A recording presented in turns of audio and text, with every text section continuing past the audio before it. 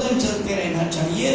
और अगर आंदोलन चला तो मेरे समय में अगर मान लो नहीं मजबूत हुआ तो मैंने उसको इस हालत से तो छोड़ना चाहिए कि कोई और आकर उसको उठा ले और आगे ले जाए। इतनी तो जिम्मेदारी हमें अपने समय में पूरी करनी चाहिए। इसी कोशिश में हम लगे हैं। मुझे लगता है इस कोशिश पे आप लोगों का साथ तन मन धन के साथ रहेगा, क्योंकि संगठन के लिए सभी चीजों की जरूरत पड़ती है। ट्राइबल लोगों में आजकल मेरी बड़े लेवल की कोशिश चल रही है। उसी का परिणाम आने वाले 29 तारीख को बाबा साहब के साथ संविधान सभा में कंधे से कंधे मिलाकर आदिवासी अधिकार की लड़ाई जिन्होंने लड़ी वो बैरिस्टर जयपाल सिंह मुंडा की जयंती पहली बार हम चंद्रपुर जिले में बड़े लेवल पे कर रहे हैं, ताकि ये आदिवासी लोगों में भी एक जाने का मौका मिले, एक नए सिरे से पहल करें। तो मूवमेंट में कई सारे चढ़ाव उतार आते हैं, लोग मिलते हैं, बिछड़ते हैं, कभी काम बनता है, कभी बिगड़ता है। इसके बावजूद आपकी हिम्मत में अगर कमजोरी आए तो आप मूवमेंट के लायक नहीं हो। आप लोग मुझे कम से कम 40 साल से देख रहे होंगे, कुछ लोग तो 40 साल से देख रहे हो। 40 साल पहले भी मैं जो था वो आज भी हूँ, वो आज भी हूँ। मुझे भी कोई जरूरत नहीं इधर उधर जाने की, क्योंकि हमने अपने जिंदगी का मकसद तय किया है। तो जो मकसद तय करने वाले लोग होते हैं उनको आसानी से इधर उधर कोई नहीं कर सकता। आप भी उसी लायक बनिए।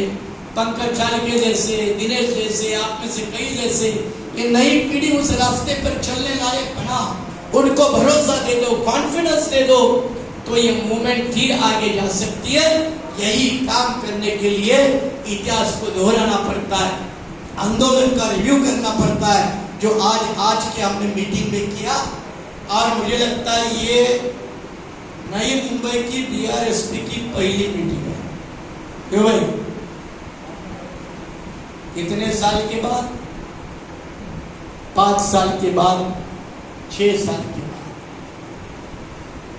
अब जब 5 साल 6 साल के बाद अगर एक मीटिंग करोगे तो लोगों को मालूम कैसा हो, पता कैसा हो? जब दुकानी लोगों के सामने नहीं तो खरीदार आएंगे। इसलिए मूवमेंट दिल में रखना अलग बात और लोगों के बीच में जाकर चलाना दूसरी बात। लोगों को दिखना चाहिए, 24/7 दिखना चाहिए। इसलिए मेरे बहुत सारे जो वर्कर है ना, अपने फुर्सत के हिसाब से मूवमेंट चलाते हैं। मैं फ्री रहूंगा तभी आऊंगा, मुझे कोई और काम नहीं होगा तो मूवमेंट में आऊंगा। ये टाइम पास करने के लिए मूवमेंट नहीं है भाई। आपको इस बात को भी समझना चाहिए। और ये समझकर कहते हैं ना, जिस महापुरुष के बेटे लायक होते हैं उस महापुरुष की जय जयकार होती है, और जिस महापुरुष के बेटे नालायक होते हैं उसके महापुरुष की भी लगभग ना के बराबर कोई दखल अंदाजी करता है। अगर हमारे महापुरुष इतने बड़े, चाहे फूले हो, चाहे बाबा साहब हो, चाहे शाहू जी हो, कोई भी, अगर हमें लगता है कि हमारे महापुरुष इतने बड़े हैं तो सोशल मीडिया पर आरएसएस बीजेपी को गाली देकर इसका जवाब नहीं है। या रात कर 2-3 बजे तक नालायक लोगों की तरह एक दूसरे की टांगे खिंचवाने में सोशल मीडिया में रातें गुजारना ये मूवमेंट का काम नहीं है। उसके बजाय हर रोज 2 घंटे लोगों के बीच में तो जाए और नए 2 लोग तो जोड़े, ये मूवमेंट का काम है। और इसलिए तौर तरीके भी समझना चाहिए और उनको आगे बढ़ाएंगे इसी आशा और उम्मीद के साथ। समय भी काफी हो चुका है, लेकिन इनकी पहली मीटिंग है, इनको एहसास भी करा है, लेकिन इनका अभिनंदन भी करना चाहिए। देर से सही, पहले तो सही, देर से सही, कम से कम की तो। इसलिए थाना के मीटिंग में मैं इनको टारगेट दिया, 10 लोग होने दो, मुझे परवाह नहीं, 10 लोगों के बीच में मैं मीटिंग करूंगा।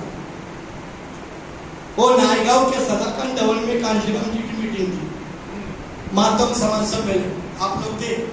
कितने लोग थे मालूम है पूरे मैदान में? आज 25 भी नहीं होंगे। हाँ, 25 भी बहुत ज्यादा हो गए। और मातंग समाज सम्मेलन 5 भी नहीं होंगे लोग, तो बड़ी मुश्किल से 5 लोग सामने बैठे और सभा खत्म हो गया। हम गए होटल में और साहब को बोला ये इतने कम लोगों में आपने 1.5 घंटा भाषण दिया, क्योंकि अपने महाराष्ट्र में ऐसा कोई देता नहीं ना, ज्यादा भीड़ है तो नहीं तो चले।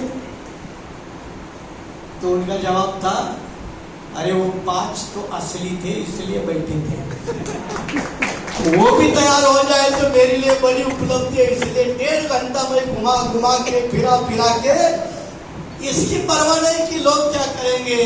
मेरा एक ही टारगेट था, मातंग समाज से ये 5 भी मुझे मिले तो भी ये मेरी असेट है, मेरी लाइबिलिटी नहीं है।